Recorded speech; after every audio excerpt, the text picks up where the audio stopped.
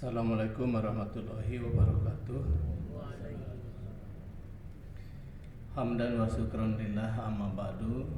Bapak Ibu semuanya yang dirahmati Allah Subhanahu wa taala. Pertama-tama marilah kita panjatkan puja-puji serta rasa syukur kehadirat Allah yang Maha Ghafur. Luar biasa rangkaian kegiatan kita dari sahur, sholat subuh berjamaah, dilanjut dengan kegiatan dan aktivitas yang beraneka ragam sampai jelang azan zuhur. Itu pun masih belum beres, aktivitas masih tetap berjalan seperti biasa, masuk sampai asar. Bapak Ibu, terutama kaum ibu, mempersiapkan untuk satu dan kegiatan takjil. Kemudian setelah itu syukur alhamdulillah sampai beduk maghrib kita takjil bersama saudara, sahabat, dan orang-orang yang kita cintai. Beberapa saat kemudian kumandang azan Isya pun terdengar. Bapak Ibu pun kembali melaksanakan perintah Allah dalam rangka sholat Isya berjamaah pada tengah dan sedang melaksanakan ibadah sahur. Rangkaian yang padat dan melelahkan itu mudah-mudahan Allah Subhanahu wa taala catat sebagai amal soleh di sisi Allah Subhanahu wa taala dan pahalanya berlipat ganda. Selanjutnya salat serta salam semoga tetap tercurah limpah kepada junjungan alam habibana wa nabiyana Rasulullah Muhammad sallallahu alaihi wasallam. Bapak Ibu semua yang dirahmati Allah Subhanahu wa taala, hidup itu hanya satu kali. Maka yang satu kali ini harus diisi dengan maksimal, di mana kesempatan, peluang harus kita ambil. Isi dengan yang baik, isi dengan yang positif, maka satu kali hidup sudah cukup. Begitu juga dengan Ramadan. Ramadan itu 1 tahun 1 kali. Maka ketika kita mampu berada di Ramadan itu, isi dengan baik dan maksimal, maka dengan 1 Ramadan sudah cukup. Dan sebaliknya, ketika hidup 1 kali ini tidak dimanfaatkan dan maksimal, maka di situ ada yang disebut dengan al-halikun, orang-orang yang rugi, dan ada juga orang-orang yang al-faizun, orang-orang yang beruntung. Maka ketika Bapak Ibu semua berada di fase yang mampu memaksimalkannya, syukurilah, nikmatilah, karena itu campur tangan dan karunia Allah yang diberikan kepada setiap hamba yang dikehendakinya. Apalagi bulan suci, bulan Ramadan, 1 tahun 1 kali, 11 bulan itu lama untuk menunggu Ramadan. 11 bulan itu lama banget. Kalau Bapak Ibu punya sawah dan punya kebun, 11 bulan itu udah berapa kali panen? Lama banget. Kalau Bapak Ibu naik kendaraan 1 bulan, 11 bulan, itu sudah nyampe mana? Atau naik pesawat selama 11 bulan, barangkali sudah keliling dunia, bahkan ke ruang angkasa. Maka ketika kita berada di posisi 11 bulan ini diisi dengan 1 bulannya, yaitu bulan suci, bulan Ramadan, diharapkan yang 1 bulan ini mampu menghandle yang 11 bulan. Kenapa? Karena potensi serta aset noda dosa kita 11 bulan itu banyak sekali. Mulai dari pada mata, tatapan sinis, setiap saat, setiap waktu, kali 11 bulan, banyak banget. Gerentes mana hati ataupun pikiran, hasad ataupun dengki, disengaja ataupun tidak sengaja, selama 11 bulan itu sudah menumpuk dan berkarat, bahkan berdaki. Begitu juga dengan penciuman, begitu juga dengan mulut. Barangkali mulut Bapak Ibu saya semua selama 11 bulan itu sempat-sempatnya makan yang halal, alhamdulillah, tapi juga tidak kalah takutnya sempat masuk yang haram dan yang subhat.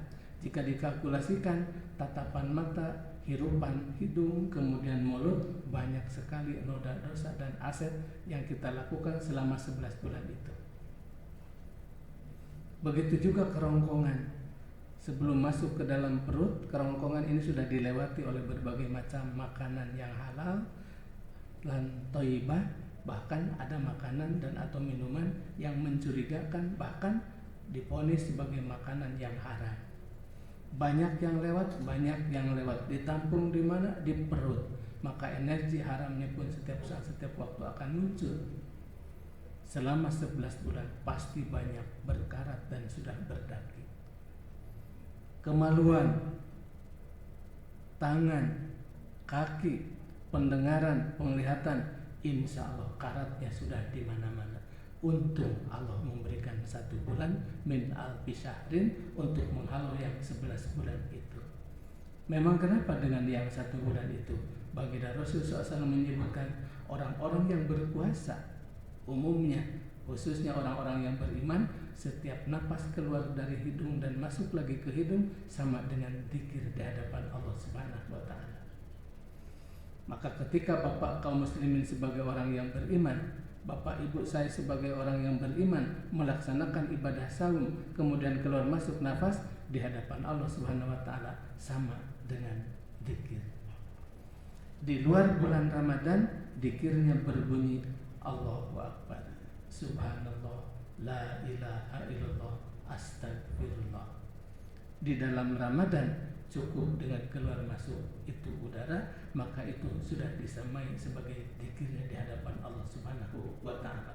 Kok bisa? Bisa. Kenapa bisa? Alhamdulillah untuk menghalau noda dosa yang 11 bulan. Tetapi bagi mereka yang tidak melaksanakan ibadah saum, bahkan jauh dari segala hal yang diharapkan taat patuh kepada Allah Subhanahu wa taala, maka setiap keluar napas dari hidung dosa, masuknya lagi dosa, dikali sekian hari dosa, dikali sekian minggu, sekian bulan, noda dosa tak terbantahkan banyaknya di sisi Tuhan Allah Subhanahu wa taala. Maka beruntunglah menjadi seorang mukmin ketika mampu melaksanakan ibadah saum, nafasnya saja sama dengan zikir di hadapan Allah Subhanahu wa taala. Lalu bagaimana keutamaan zikir?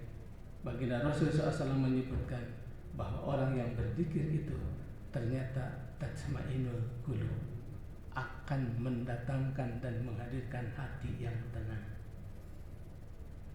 Tenang hatinya, hatinya tenang. Tenang hatinya nyaman.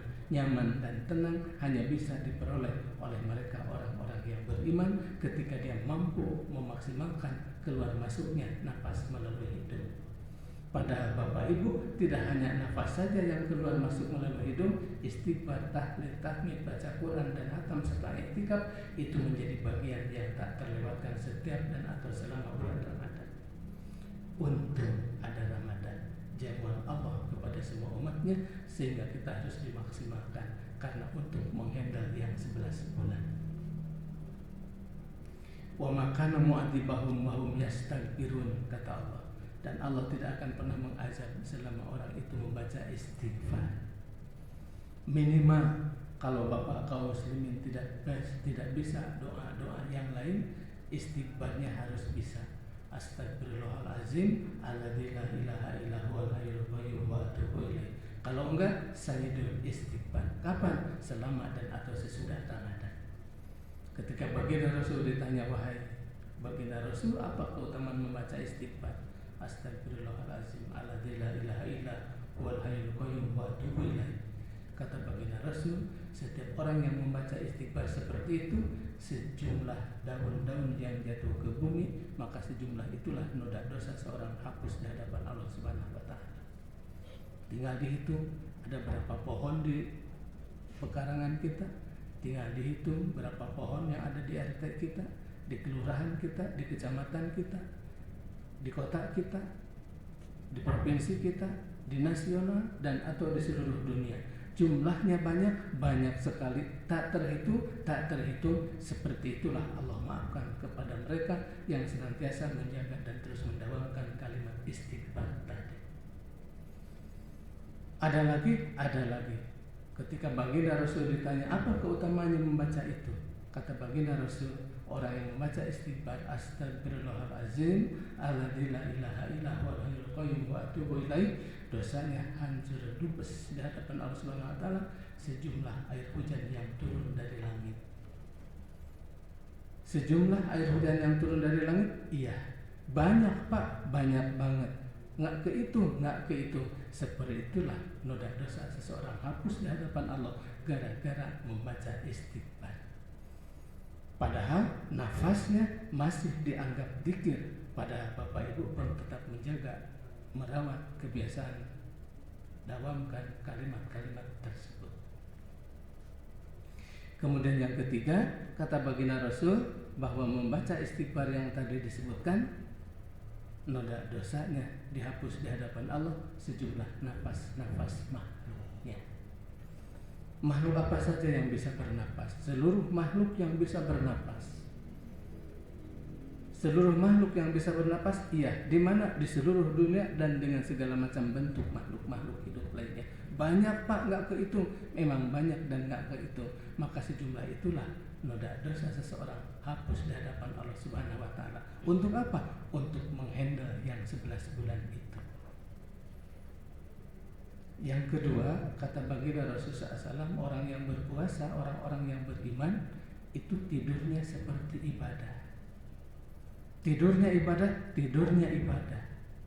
Kalau Bapak Ibu bangun tidur sholat subuh, kemudian kuliah subuh, beres kuliah subuh masuk lagi ke kamar, kemudian tidur bangun jam 9:30, kemudian berkemas, cuci, maki dan lain sebagainya, kemudian setelah itu beres-beres dan seterusnya, tidur lagi, bangun zuhur, sholat zuhur, aktivitas sebentar, tidur lagi sampai asar, kemudian berkemas untuk mempersiapkan makanan dan minuman, setelah beres tidur lagi menjelang maghrib. Itu ibadah di hadapan Allah Subhanahu Wa Taala. Tapi masa ia mau tidur terus? Di situ ada tetangga kita butuh bantuan, masa ia tidur terus? Harus ada tanda tangan, masa ia harus tidur terus? Harus mempersiapkan makanan dan minuman setelah buka takjil. Tapi itu ibadah Pak. Tapi itu ibadah di hadapan Allah Subhanahu Wa Taala. Bukti ibadahnya memang bukti ibadahnya. Bapak Ibu boleh laksanakan tidur seperti itu di luar bulan Ramadan. Kalau tidak bangkrut, abong. Pas ya, pasti. Pasti itu sunatullah. Molor wae ieu jelema teh. Nah, kenapa dianggap ibadah? Karena ibadah itu luar biasa jamuan Allah Subhanahu Wa Taala. Sampai Allah bilang, wa ana ajzibi, saum itu untukku. Kalau Bapak itu sholat, wajar itu untuk Bapak Ibu saya semua. Kenapa? Memang dengan sholat tahu mana yang baik, mana yang buruk. Tahu mana yang baik, mana yang buruk, itu harus disyukuri. Melalui apa? Melalui sholat.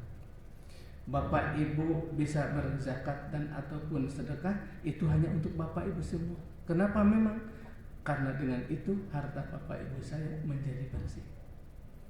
Terus kalau yang lainnya gimana? Tahajud.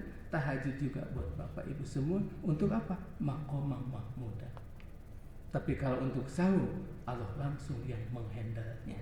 Maka ketika Bapak Ibu sampai hari ini masih sahur terus dan mampu menjaga sahurnya, bahkan insya Allah setiap tahun tamat, syukuri, nikmati, karena itu jamuan Sang Maha Kuasa Allah Subhanahu Wa Taala yang tidak semua orang bisa, apalagi menikmatinya. Kemudian yang ketiga, bahwa orang yang berpuasa, orang-orang yang beriman, khususnya kaum muslimin pada umumnya, nafasnya itu laksana bau kasturi. Siapa itu? Orang-orang yang berpuasa. Ya, siapa orang yang berpuasa itu? Siapa lagi kalau bukan orang-orang yang beriman? Nafasnya bau kasturi. Kenapa sampai mampu melampaui ke situ kegiatan Ramadan? Ya, bagaimana lagi kalau ini bukan min albi syahrin. Jadi kalau Bapak Ibu mau tahu originalnya kasturi, boleh diisap setelah berbuka puasa, mulut si papa atau mulut si ibu. Ori banget itu kasturinya gitu ya. Nah, kemudian yang terakhir Bapak Ibu semuanya, kalau hidup itu kemudian diisi dengan baik, maka satu kali hidup sudah cukup. Ramadan itu 1 tahun 1 kali. Jika Ramadan diisi dengan baik, 1 Ramadan sudah cukup. Kenapa? Memang karena bulan Ramadan pahalanya berlipat ganda. Man jaa bil hasanati falahu asyru amsalihha. Siapa orang yang membawa kebaikan, maka Allah balas 10 kebaikan.